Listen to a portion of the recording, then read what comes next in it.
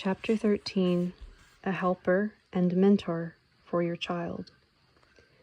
In asking Anastasia how a plot of ground with seed plantings, even plantings carried out in the special manner she described, and maintaining close contact with man, could facilitate the raising of children, I expected to hear an answer something like, "Children need to be imbued with a love of nature." However, I was wrong. What she actually said was amazing, both in its simplicity of argument and in the depth of its philosophical implications. Nature and the mind of the universe have seen to it that every new man is born a sovereign, a king. He is like an angel, pure and undefiled. Through the still, soft upper part of his head, he takes in a huge flood of information from the universe. The abilities inherent in each newborn child are such as to allow him to become the wisest creature in the universe, godlike. It takes him very little time to bestow grace and happiness upon his parents. During this time, amounting no more than 9 years, he becomes aware of what constitutes creation and the meaning of human existence. And everything that he needs to accomplish this already exists. Only the parents should not distort the genuine, natural structure of creation by cutting the child off from the most perfect works in the universe. The world of technocracy, however, does not allow parents to do the right thing. What does an infant see with his first conscious glance around? He sees the ceiling, the edge of his crib, some patches of fabric, the walls, all attributes and values of the artificial world created by a technocratic society. And in this world he finds his mother and her breasts. "This must be the way things are," he concludes. His smiling parents offer him toys and other objects that rattle and squeak as though they were priceless treasures. Why? He will spend a long time trying to make sense of this rattling and squeaking. He will try to comprehend them both through his conscious mind and his subconscious.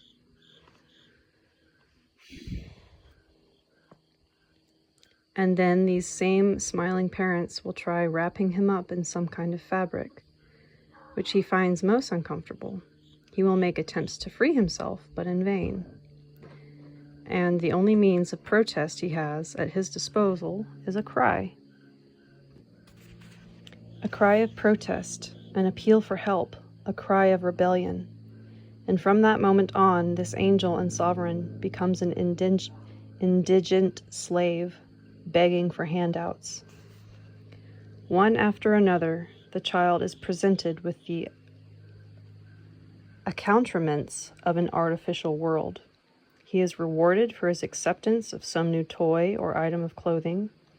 And along with this, the thought is drummed into him that these are the dominant objects in the world where he has arrived. Still in his infancy, despite his status as the most perfect being in the universe, he is pandered to and treated as an imperfect creature, even in those institutions you consider educational, where again he is constantly reminded of the values of this artificial world.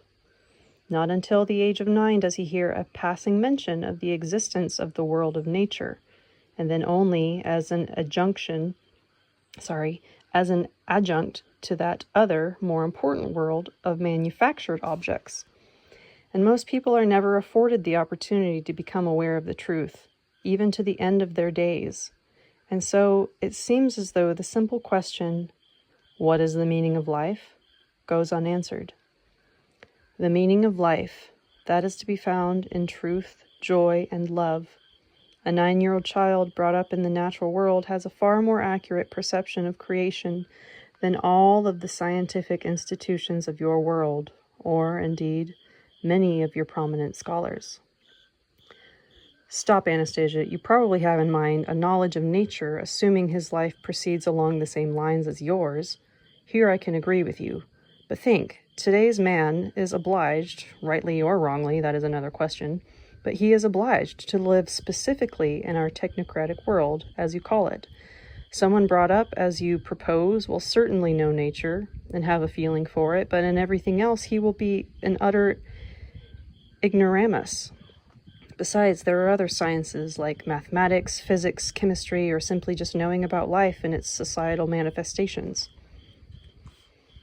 For someone who has learnt at the right time about what constitutes creation, those things are mere trifles. If he wants or considers it necessary to prove himself in some scientific field, he will easily surpass all others. How could that happen so quickly? Man in the world of technocracy has never yet invented anything that is not already present in nature. Even the most perfect manufactured devices are but a poor imitation of what exists in nature. Well, that may be, but you promised to explain how a child could be raised and his capabilities developed in our conditions. Only talk about this in a way I can understand and use concrete examples. I shall try to be more concrete, replied Anastasia. I have already visualized situations like this and have tried to hint to one family what they should do. Only there was no way they could have grasped the crucial point and asked their child the proper questions. These parents turned out to have unusually pure, talented children. These parents turned out to have an unusually pure, talented child who could have brought tremendous benefit to the people living on Earth. So these parents arrive with this 3-year-old child at their dacha plot and bring along his favorite toys. Artificial toys which displace the true priorities of the universe. Oh, if only they had not done that. Just think, the child could have been occupied and entertained with something far more interesting than senseless and even harmful interaction with manufactured objects. First of all, you should ask him to help you. Only ask him in all seriousness, without any pandering, especially since he will actually be able to offer you assistance. If you do any planting, for example, ask him to hold the seeds in preparation for the sowing, or rake out the seed beds, or have him put a seed into the hole that you have prepared. And in the process, talk to him about what you are doing, something like this. We will be putting the little seed into the ground and covering it with the earth. When the sun in the sky shines and warms the earth, the little seed will get warm and start to grow. It will want to see the sun, and a little shoot will poke its head out of the earth, just like this one. At this point, you can show him some little blade of grass. If the seed likes the sunshine, it will grow bigger and bigger and maybe turn into a tree or something smaller, like a flower. And I want it to bring you tasty fruit, and you will eat it if you like it. The little shoot will prepare its fruit just for you. Whenever you arrive with your child at the dacha plot, or when he awakes first thing in the morning, have him look and see whether any new shoots have come up. If you should notice one, show your delight. Even when you are putting young plants rather than seeds into the ground, it is important to explain to your child what you are doing. If you are planting tomato seedlings, for example, let him hand you the stalks one by one. If a stalk should inadvertently break, take the broken stalk into your hands and say, I do not think that this one will live to bear any fruit, and since it is broken, but let us try planting it anyway. And plant at least one of the broken ones right along with the others. A few days later, when you visit the seedbed again with your child and the stalks have firmed up, point out the broken, withering stalk to your little one and remind him that it was broken during the planting, but do not use any preaching tone of voice in doing so. You need to talk with him as an equal.